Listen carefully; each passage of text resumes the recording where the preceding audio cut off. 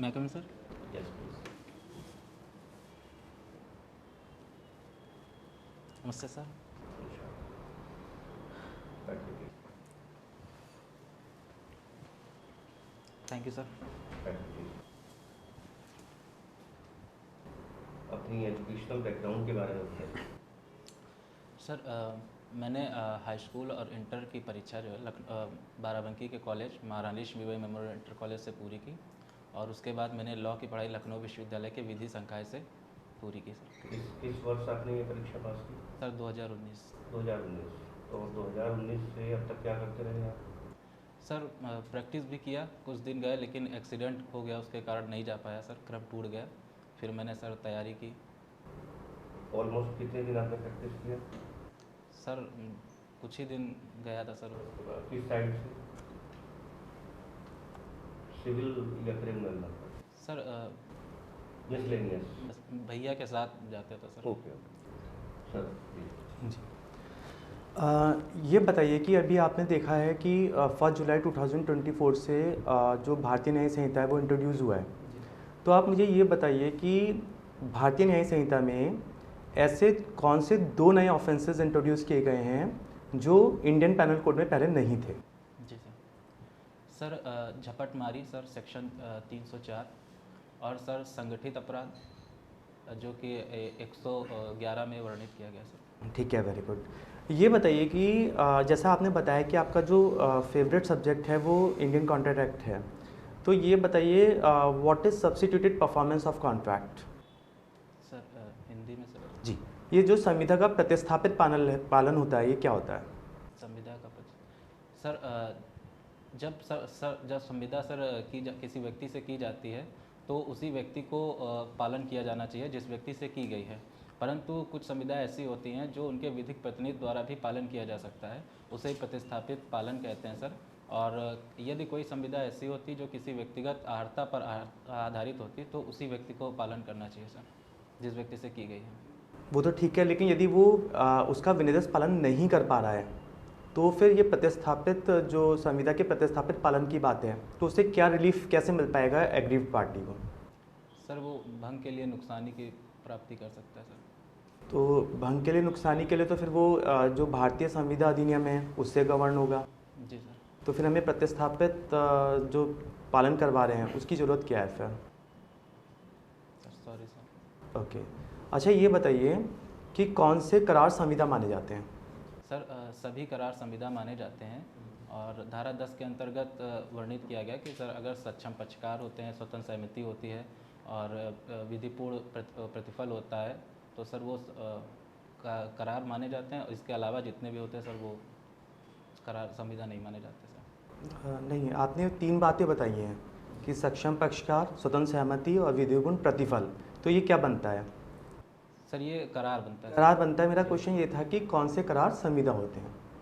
Sir सभी करार संविदा होते हैं सर। सभी करार संविदा होते हैं। जी सर। लेकिन कुछ एसेंशियल्स तो होते हैं जो आपको पूरे करने पड़ेंगे। जी सर। तो वो एसेंशियल्स बताइए आप। सर सक्षम पक्षकार होने चाहिए सर, और सर स्वतंत्र सहमति होनी चाहिए, विधिपूर्ण उद्देश्य होना चाहिए और विधिपूर्ण प्रतिफल होना चाहिए और विधि द्वारा जो है किसी विधि द्वारा उसे निर्हित घोषित न किया गया होना चाहिए। ठीक है, और कौन से करार के उद्देश्य और प्रतिफल विधिपूर्ण होते हैं?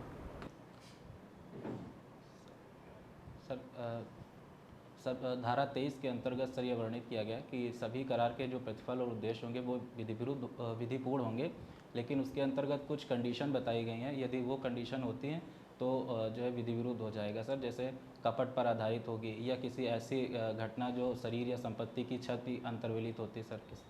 ठीक है, अच्छा ये बताइए सूचक प्रश्न क्या होता है? सर सूचक प्रश्न भारतीय साक्ष्य अधिनियम की धारा 141 में वर्णित किया गया है सर। सूचक प्रश्न वो होते हैं जो व्यक्ति जो उत्तर को सुझाता है, जो व्यक्ति पूछने वाला उसकी आशा करता है। ठीक है, और ये बताइए कि यदि हम बात करते हैं सीआरपीसी के सेक्शन 313 की, तो उसकी क्या रेलेवेंसी है? सर 313 के अंतर्गत जो आवश्यक साक्षी होता है सर उसको बुलाने तथा उसको समन करने, उसकी परीक्षा से संबंध में वर्णन किया गया है कि अगर वो व्यक्ति उपस्थित नहीं है तो उसको समन किया जा सकता है, उसकी परीक्षा की जा सकती है। यदि कोई उपस्थित व्यक्ति है तो उसकी भी सर परीक्षा की जा सकती है। लेकिन यदि ऐसा हो कि जो एक्यूज्ड है उसने 313 में कोई स्टेटमेंट दिया, तो क्या वो स्टेटमेंट अभियुक्त के अगेंस्ट साबित किया जा सकता है? क्या उसके आधार पर अभियुक्त की दोषसिद्धि की जा सकती है? सर इस संबंध में सर सीआरपीसी की धारा 315 वर्णित की गई कि अभियुक्त व्यक्ति जो होता है वो सर सक्षम साक्षी होता है और कोई भी दोषसिद्धि उसके विरुद्ध जो है ना साबित करने के प्रयोजन से साबित की जा सकती है। ठीक है। अच्छा ये बताइए, कौन कौन सी रिट्स जुडिशल रिट्स मानी जाती हैं? सर उत्प्रेषण और प्रतिषेध रिट। इन दोनों में अंतर क्या है? सर एक सर उत्प्रेषण जो होती है वो सर किसी जो न्यायिक अधिकारी होते हैं या अधिकरण होते हैं उनको किसी कर्तव्य को करने के लिए जो है उसके ऊपर जो कर्तव्य उनके ऊपर जिम्मेदारियां दी गई हैं उनको पूरा करने के लिए सर जारी की जाती है। लोक प्राधिकारियों के विरुद्ध? जी सर। और जो प्रतिषेध होती है किसी कर्तव्य को ना करने के लिए जो सर उनके ऊपर जो मतलब। तो फिर से जुडिशल रिट क्यों कहा जाए? क्योंकि जुडिशल रिट तो शायद वो होती है कि जब एक सुपीरियर कोर्ट सबऑर्डिनेट कोर्ट के अगेंस्ट कोई रिट इशू करती है। जी सर, सॉरी सर।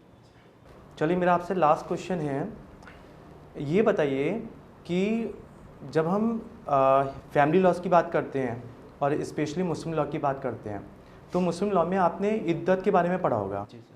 तो ये बताइए कि यदि डाइवोर्स होता है तो डाइवोर्स के केस में जो मुस्लिम वाइफ है उसे कितने दिन का इद्दत फॉलो करना होता है? सर 3 मासिक चक्र। 3 मासिक। और यदि हस्बैंड की डेथ हो जाए तो? सर 4 माह 10 दिन। ठीक है सर। ये बताइए, ओके करिए आप। ये आपने मेंटेनेंस पढ़ा होगा, जी सर। सीआरपीसी 125।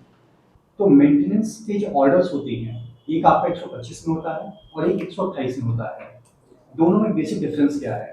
सर 125 के अंतर्गत सभी के भरण पोषण की बात की गई, जैसे महिला है, बच्चे हैं और माता पिता हैं। और सर जो 128 में जो बात की गई वो स्पेशली महिला के लिए की गई है, जो कि जो भत्ते में परिवर्तन के संबंधित शायद से सर। एंटीसिपेटरी बेल आप जानते हैं? जी सर। क्या होता है ये?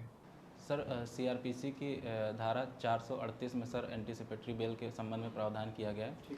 सर जब किसी व्यक्ति को यह आशंका होती है किसी उसे संज्ञेय अपराध में गिरफ्तार किया जाना है तो वो सेशन न्यायालय और उच्च न्यायालय और सेशन न्यायालय के समक्ष यह आवेदन कर सकता है कि उसे गिरफ्तार होने की स्थिति में उसे छोड़ा जाए। सर क्या एक व्यक्ति एक समय में कोर्ट ऑफ सेशन और हाई कोर्ट क्या दोनों जगह मूव ऑन कर सकता है?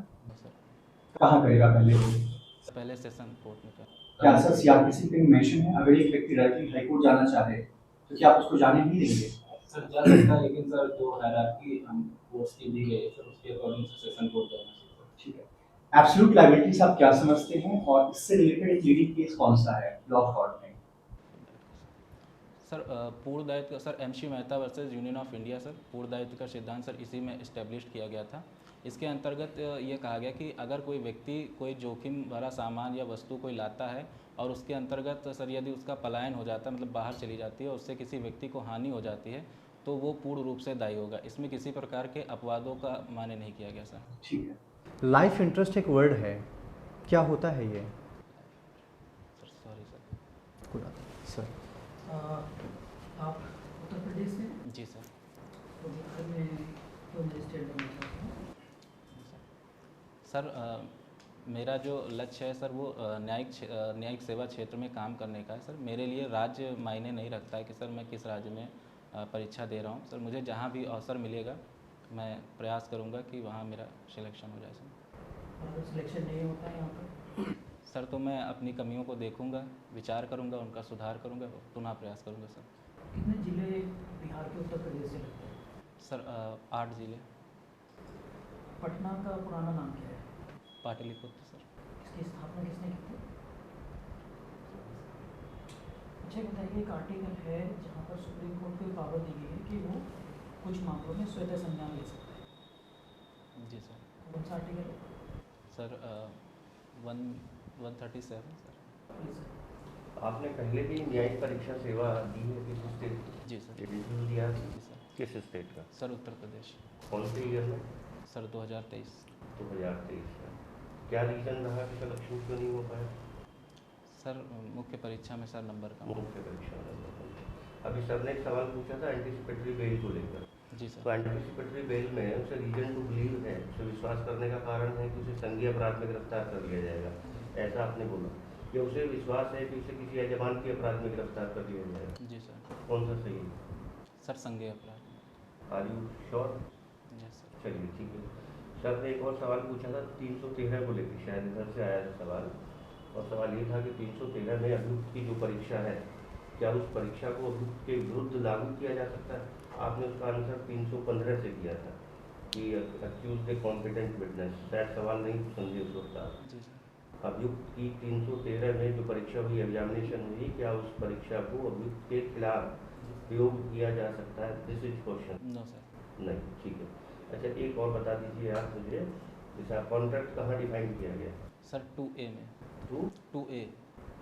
कॉन्ट्रैक्ट सॉरी सर 2H में सर। 2H क्या परिभाषा है बताइए?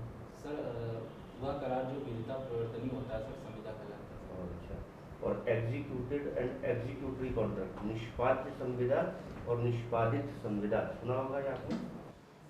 जी सर सुना है, पर सर वर्ड मुझे याद नहीं आ रहा है। अच्छा, ठीक, कोई ठीक है, आप कर सकते हैं। Thank you sir. के बाद ये आपको हम व्हाट्सअप भी कर देंगे, ठीक है। ऑल द बेस्ट हमारे थैंक पास। You sir. ठीक ठीक।